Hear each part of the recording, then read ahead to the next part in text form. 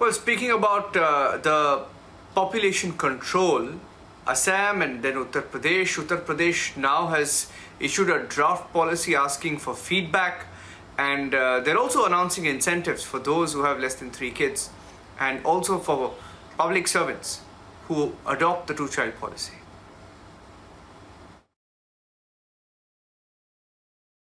आपने जो पॉलिसी का एक तरीके से जो ड्राफ्ट है वो वेबसाइट पर डाला है, इस पॉलिसी में क्या क्या चीज़ें हैं और क्या इसका इम्पैक्ट पड़ेगा?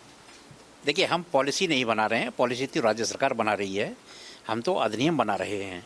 और पॉलिसी और अधिनियम में अंतर ये है कि पॉलिसी के माध्यम से किसी को किसी सुविधा से वंचित नहीं कर सकते, आप किसी पर कोई प्रतिबंध नहीं लगा सकते। आप जो योजना चलाना चाहते हैं वो योजना चला सकते हैं। तो हमने प्रस्तावित अधिनियम का जो ड्राफ्ट है वो अपनी वेबसाइट पर डाल दिया है और उसमें मुख्य रूप से यही बातें हैं कि सबसे पहली बात तो ये है कि ये अधिनियम 1 साल के बाद लागू होगा। यानी कि अगर कोई किसी व्यक्ति की पत्नी गर्भवती है तो ऐसा नहीं है कि उसका गर्भपात कराया जाए या उसको बच्चे से रोका जाए। दूसरी बात इसमें यह है कि इसमें प्रोत्साहन समाज के सभी वर्गों को मिलेगा। उसमें अगर सरकारी नौकरी में है तो उसको अतिरिक्त वेतन वृद्धि दी जाएगी। अगर विकास प्राधिकरण के मकान हैं तो उनमें आवंटन में वरीयता दी जाएगी। बच्चों को अच्छी एजुकेशन के लिए, अच्छे स्वास्थ्य के लिए वरीयता दी जाएगी। एक स्टेट पॉपुलेशन फंड का भी हमने प्रस्ताव रखा है और उसमें ये भी है कि अगर मान लीजिए किसी व्यक्ति की नसबंदी, महिला या पुरुष, किसी की नसबंदी अगर फेल हो जाती है तो ऐसी दशा में उसको 50,000 रुपया कंपनसेशन के रूप में मिलेगा। और राज्य सरकार सभी ऐसे जो नसबंदी के कार्यक्रम में जो डॉक्टर, नर्स या जो भी लोग लगे हुए हैं उनका बीमा कराएगी राज्य सरकार अपने खर्चे पर, और उस बीमे की धनराशि में से उस महिला या पुरुष को जिसकी नसबंदी फेल हुई है उसको इस प्रकार का कंपनसेशन दिया जाएगा। खास होगा वह आपको सब कुछ कल काफ़ी कुछ जानकारी दी जाएगी, लेकिन यह एक बहुत ही दूरगामी निर्णय है और देश और प्रदेश सभी जगह सबका बहुत इसके लिए व्यापक समर्थन मिल रहा है। और आज की आवश्यकता है कि जनसंख्या नीति आ जाए और सब लोग जिस प्रकार से देश के सामने चुनौतियां खड़ी हो रही हैं उसका मिल करके मुकाबला करें।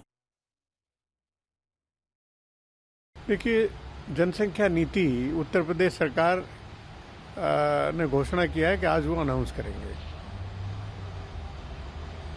जो सबको प्रभावित करने वाली, उत्तर प्रदेश के हर नागरिक को प्रभावित करने वाली जो नीति है तो उसकी चर्चा करनी चाहिए, आपस में विचार विमर्श होना चाहिए, जनप्रतिनिधियों से चर्चा होनी चाहिए।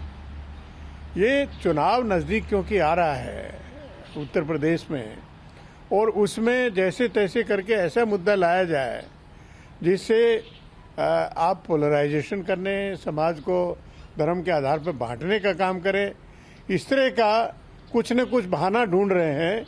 मैं नहीं समझता हूँ कि उसके अलावा कुछ और है।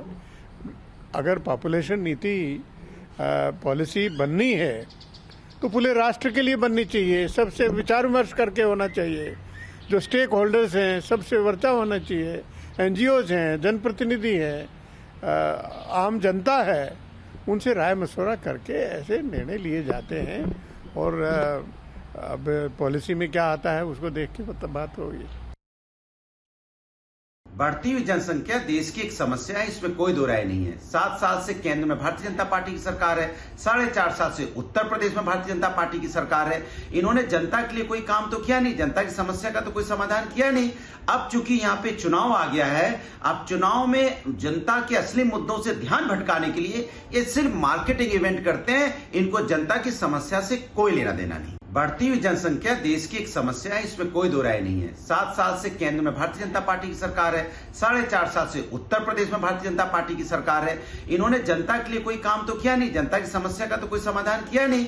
अब चूंकि यहाँ पे चुनाव आ गया है, अब चुनाव में जनता के असली मुद्दों से ध्यान भटकाने के लिए ये सिर्फ मार्केटिंग इवेंट करते हैं। इनको जनता की समस्या से कोई लेना देना नहीं।